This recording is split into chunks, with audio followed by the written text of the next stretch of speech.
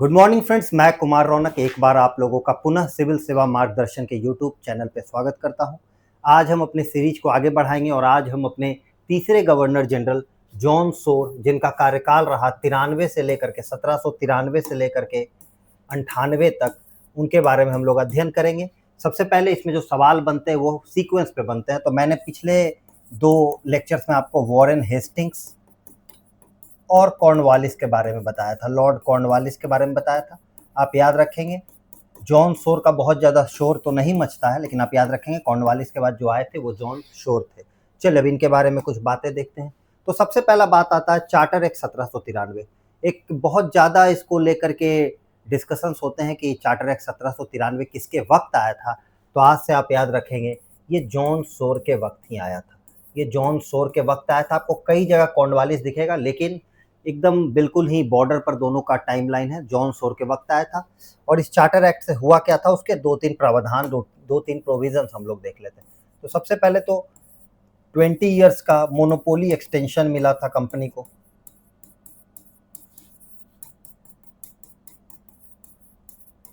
Monopoly extension to East India Company. दूसरी बात क्या थी कि ईस्ट इंडिया कंपनी को कहा गया था कि वो सालाना एनुअली 500,000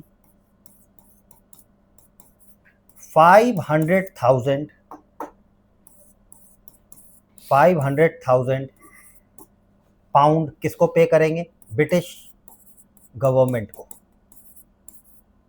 तो ये 2 बातें हैं। जो सबसे इंपॉर्टेंट बात है वो है 20 ईयर मोनोपोली एक्सटेंशन का।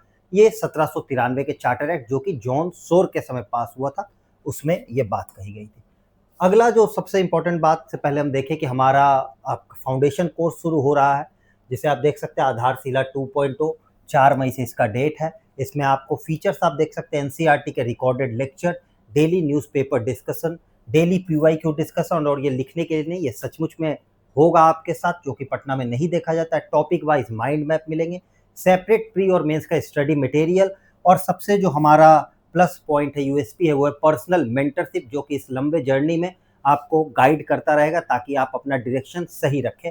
और इसके बाद ऑनलाइन बैकअप, अगर किसी कारणवश आपका क्लास छूट जाता है तो आप उसे भी वहाँ से टैकल कर सकते हैं। खैर चलिए हम आते हैं अपने सब्जेक्ट पे, अपने मैटर पे। तो पॉलिसी ऑफ नॉन इंटरवेंशन, तो ये शब्द अहस्तक्षेप की नीति, पॉलिसी ऑफ नॉन इंटरवेंशन, या कभी आए इंटरफेरेंस, तो आप याद रखेंगे ये जॉन शोर से जुड़ा हुआ है। ठीक है, जॉन शोर से।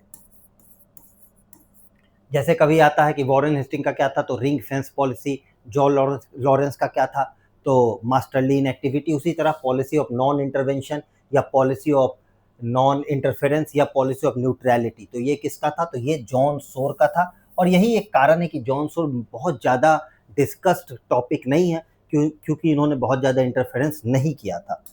चलिए, न्यूट्रलिटी यही है, पॉलिसी ऑफ नॉन इंटरफेरेंस वही चीज़ है।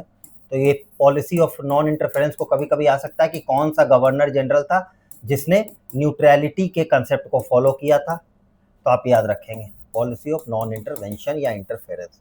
चलिए आगे देखते हैं। तो architect of permanent settlement, permanent settlement का नाम जब भी आता है तो हम लॉर्ड कॉर्नवालिस को सही आंसर मानते हैं।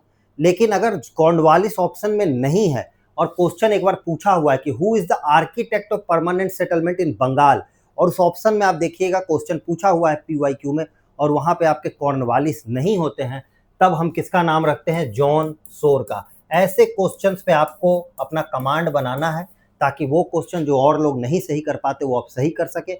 और उसके लिए ज़रूरी है कि आप एक प्रॉपर गाइडेंस में जुड़े और तैयारी करें, जैसा कि हमारा फाउंडेशन बैच आ रहा है। अगला इसमें देखिए, जो सबसे इंपॉर्टेंट जॉन शोर के समय बात है वो बैटल ऑफ खरदा 1795। कई बार आप क्वेश्चन पेपर को अगर देखिएगा तो बहुत से वॉर को दे देता है, बैटल्स को दे देता है, और कहता है कि क्रोनोलॉजिकल मैनर में इसे अरेंज करने के लिए। तो आप आज से याद रखेंगे बैटल ऑफ खरदा, कहीं कहीं खुर्दा भी लिखा रहता है। ये 1795 में हुआ था, डेट बहुत इंपॉर्टेंट है। ये बैटल हुआ किसके किसके बीच था? तो ये हुआ था आपका हैदराबाद के निज़ाम और मराठाओं के बीच। और आपको मैंने पिछले क्लासेस में एंग्लो मैसूर वॉर में बताया था। तो वही बात है कि एंग्लो मैसूर वॉर के समय हैदराबाद से ये संधि हुई थी कि हम मदद करेंगे आपकी। अंग्रेजों ने ये संधि किया था। मगर इस संधि को इस वॉर में तोड़ दिया जाता है और यहाँ पे निजाम हार जाता है और मराठा जीत जाते हैं। तो ये आप बात को ध्यान रखेंगे। सबसे इंपॉर्टेंट जो इसमें बात है, बैटल ऑफ खर्दा का डेट और आपका गवर्नर जनरल।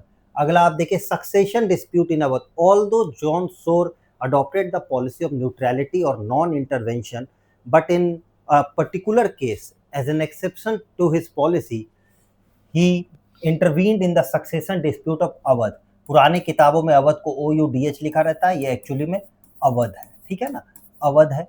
तो इसने यहाँ के सक्सेशन डिस्प्यूट में इंटरफेरेंस किया था, और किया क्या था, तो इसने एक राजा को हटा दिया था, इसने डिपोस्ट कर दिया था किसको, तो वजीर अली को गद्दी पर से हटा दिया था, और इसने राजा बना दिया था, नवाब बना दिया था आपके शहादत खान सेकंड को। अब मैं जब अगले लेक्चर में आपसे जुड़ूंगा तो मैं आपको बताऊंगा कि यही शहादत खान सेकंड के समय 1801 में सब्सिडरी अलायंस होता है, जो कि कई बार सवाल आया है कि जब अवध को सब्सिडरी अलायंस में शामिल किया गया तो उस वक्त वहाँ का राजा कौन था, नवाब कौन थे, तो वो थे शहादत खान सेकंड, जिसे गद्दी पर किसने बैठाया था, जॉन सोर ने। सब्सिडरी अलायंस साइन करता है किसके वक्त, वेलेस्ली के समय। तो वहाँ का नवाब कौन था अवध का, अवध के नवाब थे आपके शहादत खान सेकंड। तो हम लोग जब अगले क्लास में मिलेंगे तो हम लोग देखेंगे कि हम लोग ये वेलेस्ली के पॉलिसीज़ के बारे में देखेंगे। एक ओवरव्यू में बता दूं, सबसे ज़्यादा इंपॉर्टेंट जो है वो वेलेस्ली का है आपका सब्सिडरी अलायंस, उसके 4-5 प्रोविजंस हैं, और बाकी आगे हम लोग अगले क्लास में सब्सिडरी अलायंस वाले पार्ट में मिलते हैं। तब तक के लिए धन्यवाद।